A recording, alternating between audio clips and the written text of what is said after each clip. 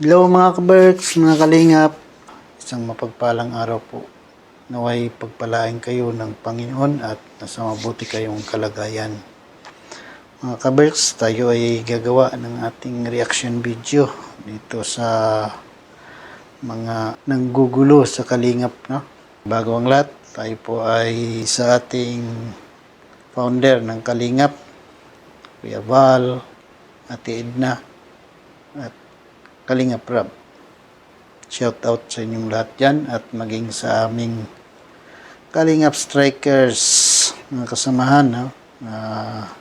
Pinapangunahan ni Ate Glo at kanyang buddy-buddy si Sel TVPH, Ate Hayats, Sis Hasa, Sis Jacqueline Dukusin, Sis Selena Barbosa, Irma Galo, Maria Ligaspi Vlog, at si Founder Ann. Shout out sa inyong lahat dyan. So, ano po yung ating reaction video? Ito nga po ay tungkol kay Salcedo na kung saan ay hindi mapakali. Panay ang post sa kanyang Facebook page at paninira kay Kuya Val sa Kalingap. No? Hindi ko alam kung ano ang kanyang hinahabol sa Kalingap. At sabi niya ay public awareness daw. So, ano ang public awareness sa mga ginagawa ng Kalingap? Mali po ba yung tumulong sa mga hikaos sa buhay? Yung salat sa kahirapan, yung mga walang-wala ay matutulungan? So, yun ba ay dapat siraan o public awareness po ba yan? Dahil yun ang hindi ko maintindihan sa kanya. Salcedo, ano bang katotohanan yung pinaglalaban mo? Tingin ko, kung sa aking opinion lang, inggit talaga yung namumutawi sa iyong puso at isipan. Hindi ka makamove on sa kung ano-anong mga kainggitan mo dyan sa katawan. Puro ka paninira, pati yung mga personal, mga negosyo. Ano ba hinahabol mo doon sa kape? Ba't mo sinisiraan? At ano ang benepisyo ng Kalingap sa iyo kung mapakita yung FDA na hinahanap mo? Unang-una, ano ang karapatan mo para maghanap ng FDA? Ikaw ba ay nasa government? Ikaw ba ay inatasan ng gobyerno para usigin yung tungkol sa FDA na hinahanap mo?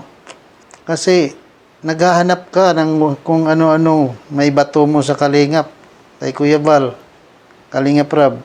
Hindi ko maintindihan sa iyo kung ano hinahanap mo. At kahit sino, walang tanga at uto-uto na ipakita sa iyo yung mga hindi naman dapat ipapakita dyan in public at ilagay mo dyan sa camera mo, papakita sa iyo. Kung gusto mo makita, di ba sabi ni Kuya Val, kung gusto mo makita yung FDA license o permit, pumunta ka doon sa DAIT at doon papakita sa iyo. Wala ka nang tigil sa kakapanira, kung ano-ano na lang. Tapos mayroon ka pang pa-burst dyan na nalalaman, eh bago mo bato yung mga burst na ginagamit nyo, pinagsasalita nyo dyan, o pinupost nyo dyan, tanungin nyo muna sarili nyo. Di ba kayo din ay numero 1 magnanakaw? Magnanakaw kayo talaga ng content ng Kalingap. Yan ang numero 1 mong dapat kini-question mo sa sarili mo. Bago ka gumamit ng mga verses, bato mo sa ibang tao, tanungin mo muna sarili mo. Nagkukot kayo ng verses, bato nyo sa ibang tao, pero yun ba ay naitanong nyo sa sarili nyo kung hindi nyo ba ginagawa?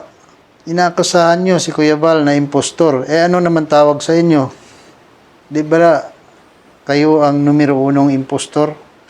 Nagkukunwari kayo nga mabait, pero puro paninira yung laman ng content mo. Yung mga gawain, mga adhikain ng Kalingap na nakakatulong, ginagawa mong kasinungalingan, pinapasinungalingan mo. Eh ikaw, ano ba natagawa mo, natulungan mo? Sino ba natulungan mo? Meron ka bang pinabahayan dyan? Pati may mga sakit, tinutulungan, manawagan, binabatikos mo. Ano ba ang problema mo? Hindi ka naman saklaw sa ganung panawagan. Hindi ka naman kasali doon. Yan ay panawagan doon sa may mga mabubuting puso. Eh ikaw, wala ka namang mabuting puso eh. Paano ka naging kasali doon sa panawagan? Dapat iniisip mo rin yung mga sinimagsasabi mo, yung mga paggagamit mo ng verses dyan. Babalik lang din sa'yo dahil ikaw mismo, sinungaling ka rin. Minuuno kang sinungaling. Magnanakaw ka pa ng content sa Kalingap. Tapos binabatikos mo. Pag content ka sa Kalingap, yung mabuti naman, pinagpipirahan mo, tapos wala ka naman ambag. Ni Singkong Duling, wala ka naman ambag sa Kalingap, nagnanakaw ka lang. Sabagay, magnanakaw nga eh. Dapat kung magnakaw ka, gayahin mo si Robin Hood. Para may pakinabang naman pag nanakaw mo sa Kalingap. At doon naman sa anak ka ng demonyo, ay totoo naman. At kini-question ni Lola Chang kung bakit tinawag ka ng demonyo. Lola Chang, shout out sa iyo. Nirerespeto kita bilang lula ko. Kasi makalula ako eh. Kaya lang, yung mga ganun estilo mo, ay dapat maglagay ka naman sa bilang pagkalula mo. Huwag kang makipagpatayan dyan sa pagkikipaglaban. Wala ka naman napapala. Nakikipaglaban ka. May stress ka lang lalo. Tingnan mo, mukha ka ng kawawa. Puro ka pang aaway, tanda mo na eh. Dapat magpakabait ka na. Huwag yung sisi ka ngayon, bukas banat ka na naman. Madalas ka pa namang naggagamit ng mga verses dyan. Tapos tatanungin mo kung bakit tinatawag si Joel Salcedo ng demonyo, anak ng demonyo. Diba, gumagamit ka ng verses, yung sinasabi mong nagtuturo ka ng Bible study noon, dapat alam mo yun. Bakit tinatawag Salcedo na anak ng demonyo. At lahat na kumakalaban sa Kalingap ay mga anak ng demonyo. Alam mo dapat yun. Alam mo yung Kalingap, ang gawain ng Kalingap ay mabuti. Pero bakit binabatikos niya? At ayon sa Bible, di ba? Ang sino man ang kumakalaban sa kabutihan ay anak ng mga kasamaan, no? Kampon ng mga demonyo. Dahil ayaw nila yung kabutihan eh. Gusto nila yung kaguluhan, away-away. Yun yung mga gusto ng mga anak ng demonyo. So, ganyan si Joel Salcedo. Kaya tinawag siyang anak ng demonyo dahil wala na siyang ginagawa eh. Mga gawang mabuti, ginugulo. So, sino ba ang nanggugulo sa kabutihan? Di ba yung demonyo? So, natural na tawagin siyang anak ng demonyo dahil against siya sa kabutihan eh. Kaya, anak talaga siya ng demonyo. At yun naman yung mga sinasabi mong magtuturo ka dyan. In biblical principle, alam mo rin dapat yan. Di ba? Dapat yung nagtuturo, ano ba sinasabi doon sa Bible? Sa Timothy, sabi doon, yung dapat na tagapagturo, unang-una requirements dyan, hindi lasinggero. So, dapat doon pa lang eh, alam mo na yun. Hindi ka dapat gumagamit ng mga Bible verse dyan sa mga live mo dahil minsan sa sobrang kalasingan mo, hindi mo na alam kung anong mga sinasabi mo. Kagaya niyan. Ngayong araw, magsisi ka, humihingi ka ng sorry, nagpapakumbaba, hindi ka nagagawa ng ganito, pagkakamali, hindi mo na uulitin. Ay kinabukasan, iba na naman yung nag-hysterical ka na naman. Para sa akin, dapat, hindi mo na yun dapat ginagamit yung mga verses mo dyan. Tsaka, pakiusap lang sana, tumigil ka na. Tigilan mo na yung mga pang-aaway dyan. Makipagpatayan ka dyan sa channel mo. Sabi mo, may pera ka, mapera ka. Magpakatahimik ka na lang. Enjoy mo na lang yung natitirang buhay mo. Makipag-away ka dyan sa YouTube, wala ka naman mapapala dyan. Nalalapit na yung panahon mo. Hindi naman natin sinasabi na nandyan na. Dahil wala namang bata matanda pagdating sa kamatayan. Kaya lang, dapat naisip mo yun, yung mga bagay na yan. Matanda ka na eh. Imbis na magparespeto ka na lang, nangaaway ka pa, nangaaway ka dyan. Ako, kaya ko yung balansin yung sitwasyon mo. Pero yung mga tao na inaaway mo, hindi nababagay dapat yan sa edad mo. Kasi, aminin man natin sa hindi, talagang may edad ka na. Kung mag-iinom ka, huwag kang gumamit ng mga Bible verses.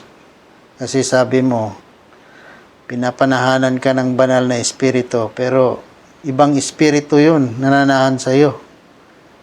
Kasi ang banal na espiritu, hindi pa yan nananahan sa mga taong lasinggiro. Ginagawa mo sinungaling sarili mo. Dahil sabi ng Bible total, gumagamit ka kasi ng Bible, yun nakikita ko sa'yo. Dapat hindi mo ginagamit yung mga ganyan. Kasi lalo ka lang maluki. Pag ikaw siningil ng Panginoon sa paggagamit mo ng kanyang salita na wala sa kabuluhan, mas nakakatakot yun. Yun ang inaalala ko sa'yo. Alam ko, sabi mo, matalino ka. Mataas ang pinag-aralan mo. Sana gamitin mo yun. Paunawain mo yung mga binabasa mo dyan sa Bible. Yung totoong nagbabasa ka ng Bible, intindihin mo yun. Dahil ang sinasabi ng Bible, kung hindi mo yan ina-apply sa sarili mo at ita-apply mo sa iba, isa kang sinungaling. Nagsisinungaling ka sa iyong sarili. Dapat, gamitin mo na lang yung natitirang buhay mo sa pag-i-enjoy ng buhay mo. Kasi wala Yung sabi mong pangangaralan mo, hindi naman makita sa sarili mong mga pinapangaral mo. Kasi taliwas Unang-una, doon pa lang sa pinakaunang requirements, sablay ka na. Pangalawa, yung kailangan maayos ang pamilya, maayos ang pakikitungo ng pamilya, nag-post ka nga na sino yun? Yung kapatid mo ba yun? O pamangkin mo? Sino yun? Mangangaral ka dyan na yung sarili mo wala sa ayos. At sa edad mo na yun, masasabi ko sa iyo, nagpahinga na. Huwag ka na magpangaway ng pangaway dyan. Yung tampo mo, isang tabi mo na yun. Kaya ganyan ang mga pananalita mo. Hindi ka nabigyan pansin. Pa sa Diyos mo na lahat yun kung talagang mayroon kang kinikilalang Diyos. Yung sabi mong anghel yung kasama mo dyan sa bahay, hindi natin alam kung ang anghel ng Panginoon o anghel ni Lucifer, ganun lang yun. Pero sa nakikita ko, ibang anghel yun. Kasi iba yung mga sinasabi mo. Hihingi ka ng tawad, papakumbaba ka kunyari, sunod na araw, sasambulat na naman yung galit mo. Walang ganun. Sabi nga ng Biblia hindi pwede yung maligam-gam, mainit. Dapat mamili ka kung alin doon. Dahil kung maligam-gam ka, itatapon kita. Kung makikinig ka man o hindi, nasa sa iyo yan. Basta ang sa akin, opinion ko, matigil ka na. Huwag ka na makipag-away. Puro ka pakipag-away sabi mo, love, love, love. Dati, sabi mo, love, love, love. Ngayon, sasambulat ang galit mo. Saan yung love, love mo? Tinatanong mo kung bakit na tinawag ni Kuya Bal na anak ng demonyo si Salcedo, nasa Bible din yun. Na ang lumaban sa kabutihan ay kasamaan. Isang masama ang lumalaban sa kabutihan. At yan ay kagagawan ng dyablo. Yun ay opinion ko. Kung kayo, meron kayong ibang definisyon ng pagiging anak ng demonyo, definisyon nyo yun. Pero ako, nagbabase ako doon sa Bible, Dahil yun din naman ang gumagamit ka ng Bible eh. Kaya sasagutin kita yung based din sa Bible. At saka sabi ng Biblia, mag-ingat kayo sa maamong tao. Dahil maging si Diablo man ay pwedeng magiging anyong anghel. Kaya yung mga sinasabi mong kasama mo dyan sa bahay, anghel, alam mo na kung sinong anghel dyan. Kaya maraming salamat mga kalingap at yan lang po ang aking reaction video sa araw na ito. Dahil tayo ay walang wifi, hindi tayo makapag live. Kaya upload na lang. So, yun lang mga kalingap. At God bless sa inyong lahat. Bye-bye!